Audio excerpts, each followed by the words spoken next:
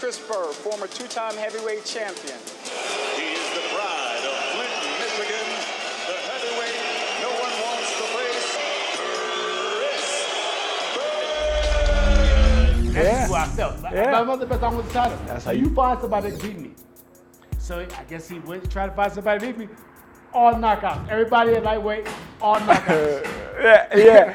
See, when they talk about lightweight greats, truly, I felt you should be in that mix. I mean, because you would have challenged every one of the lightweights in the history, how you was fighting, but then you go and jump to 47. I mean, you said bump 40. I'm going to 47. I'm going for the biggest fish in the pond. Oh, Oscar De La Hoya. You're like, I beat him when we was 12. I'm gonna get him again. The thing that people really didn't know, like Oscar went to the Olympics at 32. Yeah. And I was trying out at 39. So I was Yeah. actually bigger than him anyway. So I'm like, we're about the same size anyway, so let's get this on. Yeah. Very true. And so you feeling like I'm naturally bigger. Exactly. So I drained myself down from 39 to 35, where he took the proper steps because he had, he was a golden boy, so he 30, 35, Yeah, 40, yeah. he's hitting everything. So I'm like, I didn't have the opportunity. I remember one time, I think I fought a guy, Narcisco Venezuela beat Rafael Ruelas on accident in 2 rounds. And then Rafael came back and beat him, but I beat Narcisco Venezuela. But there's another kid that fought Oscar and dropped him. oh wow. And Oscar fought that fight for $500,000. The next, I guess, 2, 3, 4 months later, I fought the same guy, but I fought for $5,000. Yeah. He fought the same guy for $500,000. So that was the difference with me and Oscar back then. So that's why you like, I'm going to the big fish. Yeah. I want that 500,000 instead of that 5,000. I want that 4.5. That's all I Yeah. And that was in 2000. That was in 2000. Here we are in 2013. And still doing it. Still doing it. But with De La Hoya, how was that? Because when I seen you with De La Hoya, I'm like, dang, I know Oscar. I mean, it's amateur. Everything amateur to me. Traveling, I know Oscar, but I know Shane. These my boys, but Shane is like my boy, and y'all going at it. How was the feeling? You beat Oscar, the first time. How hard was it? I mean, it was difficult because I had a lot of respect for Oscar because I knew, sparring with him in camp as amateur and even after, as a professional, working with him and stuff, that he was a very dedicated fighter. Yeah. When he ran, he just took off. Oh, he's faster than everybody. Faster than everybody. So he's a very hard worker. So I knew that I had to be at my best when I fought Oscar. I knew that was going to be probably the biggest challenge of my career at that point, being that he was at the top of his game and I was at the top of my game. Oh, yeah. So we both was at the top of our game, and I'm like, I really have to work hard. I really have to train hard to beat this guy because I know that he doesn't want to lose to me, and I don't want to lose to him. And we're fighting for the battle of who's the best in California. Basically. Yeah. It wasn't really it was a world championship, but it's really like the brag rights to California because everybody knew around here that it was about to be a it's major. It's major. Same area. Who the best? That's right. And see, like throughout your career, you fought Oscar twice and beat him twice. But throughout your career, I tell people, Shane Mosley should go down as one of the greatest fighters ever. One of them. I mean, it's many great fighters. I love boxing, but should be thrown in the mix because of one thing. You fought everybody, and in 2 cases, I felt you really didn't have to fight these 2 guys, Vernon Forrest and Winky Wright. Right. You fought them twice. Yes. And I'm like, Shane Mosley went and fought at a time where Vernon needed you. Yeah. I didn't needed you. And you didn't need him, and you could have went a whole different direction and made excuses, but you like this. I could have went to somewhere else, fought somebody else, then went to 54 and did some other stuff, and came back down. And avoid it, like a lot of boxers do, avoid the main guy in their prime. In their prime. Right. He fought him in his prime twice. Yeah. So to me, that's how I view boxing. Look, and for the people that don't really know the business of boxing and how things go, you can avoid guys all day long. You can avoid the best competition out there. He fought against the best in their prime. He went and fought Vernon. Then fought Winky Wright twice. And then people, I'm looking at you like, you fighting Wink? Defensive master? You fighting Wink? And then you lost to him. You're like, let's do it again. Let's go. I'm like, what?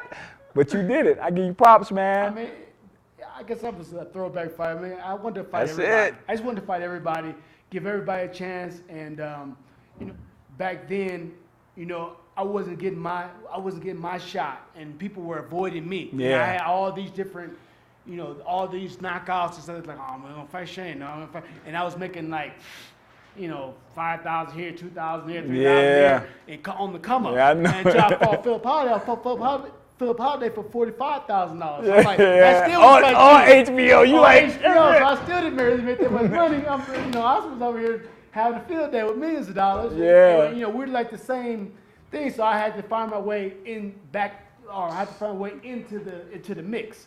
So once I got myself into the mix, it was all, I knew that, the rest is up to me to continue to win, to work hard, train hard, and do what I got to do. But I felt fighting Vernon, because Vernon needed that fight to get him up into that next echelon, to get him some millions of dollars. Fighting Winky Wright, he fought overseas a lot, but he needed that opportunity. I fought Oscar when he get that shot, but he was a great fighter. I'll give him the opportunity. Now he's making millions of dollars. I even fought Rob Marquez. Yeah. I shouldn't even fought him. Yeah. Did you fight him after? Yeah. Are you I sparred with him. I always sparred with him. I Yeah. was like, I know I had no business fighting this big old dude. Yeah, he said, well, Oscar won't fight me, so will you fight me? I said, all right, come All on, right, we'll fight. let's do it. So I gave him some money. So we did our thing, gave him a little bit of money. So I fought everybody. It was that's just how I am. Okay, for the viewers, I weigh 192 pounds right now. I'm trying to get down to about 150. I'm gonna try to lose 40 so we can fight at the end of our career. He said he'll fight anybody, and I know he will. Give me the opportunity, man. I'm coming back. You coming down? I'm coming back. I'm cutting all this weight. You won't make it to the ring. I'm be sick, but I'm going in for the fight. So, as you're boxing, I mean, you doing your thing. You do it, and now we in this era now. And you fought the two biggest names in this era. I mean, that's just being real. For right now, that people like, okay, these are the humongous names. Yeah. Floyd Mayweather, Manny Pacquiao. You fought both. And in fighting Floyd, now, it's like a class of 92 versus a class of 96. I know Floyd. Both guys were, when I fought both guys, I was hurt in a way. When I fought Floyd, I had a little growing problem. When I fought Pacquiao, I had an Achilles problem. Now, people, this one thing like fans. But I had to fight. But you had to fight. I had to fight. But fans, remember, all of them fight injured. And sometimes guys, got an excuse. Sometimes you just injured. Yeah, and you fight injured, so this is not an excuse. Nah, he's being real as a $2 bill. I can show you the marks on my legs and stuff, but with Floyd being in the ring with both guys, Floyd is a great technician. He's a real good. He's fast, he's sharp. He has great cat-like reflexes. Eyes are real good. Everything is. Floyd is a great fighter. He is. He strives to be the best, and that's what I can see, and that's what I like about him. That's what I like about him as a fighter. Like, even if he gets hit with a good shot, which I caught him with probably the best shot that's ever been caught with. Yeah. It was. But, and he fought through it. So he showed me he had a lot of heart and a lot of determination, and he has that will to win. Manny Pacquiao is the same way. Where Manny is not, it's a skill as Floyd, but he has different punching power. I wouldn't say that it's a heavy punch, it's a light punch, it's a fast, something like a karate punch. Like, you don't really know that you've been hit with a hard shot until you start stumbling. Like, he just hit me with a good shot. Hey, which one of y'all hit me? It's like, they're like, wait a minute, you just hit me?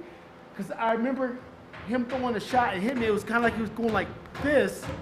And I was feeling like I was getting kind of woozy. I'm like, what? He just, it wasn't a hard shot. It was just a little, You know. Yeah. I don't. Hey, it wow. was weird. It was weird. So Pacquiao, you know, he's a hard worker as well. In that fight, I would have gave the edge to Floyd anyway before he got, you know, caught by Marquez. But I would have gave that edge to Floyd because Floyd's a technician. Yeah. Even though Pacquiao's a fighter, but Floyd's a technician. Oh, okay. Okay. Hey, y'all heard it from the man that fought him twice. You ain't heard it from me. I ain't fight either one. So you know, you fought all these guys. You had an amazing career, and you still doing it. So what's next for you? I'm getting ready to go to Cancun. Hey, it's a vacation. Hey, can I go? Kick it. So I'm working out and training hard so I can go on my vacation. Well, very true. Look good. I fight Pablo Cesar Cano, and it's a guy that's he fought Paulie Malignaggi. I guess he got a. Okay, what's up with Paulie Malignaggi? We're going there. What's up with that?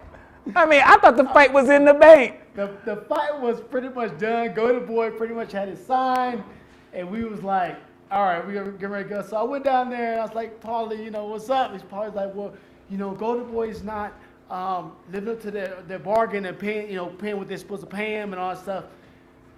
The main thing was I think that Paulie really didn't feel comfortable in the ring, getting in the ring with me. I mean, Paulie, probably my mistake, but Paulie probably seen me work and know that I wasn't old or whatever like everybody had been saying, but he seen me at the wild card training with some of the kids and stuff, so he knew that I wasn't, you know, like what they were saying, that he's old, he's punchy, or he's whatever, he can't, all this other, he don't have no leg. He knew better.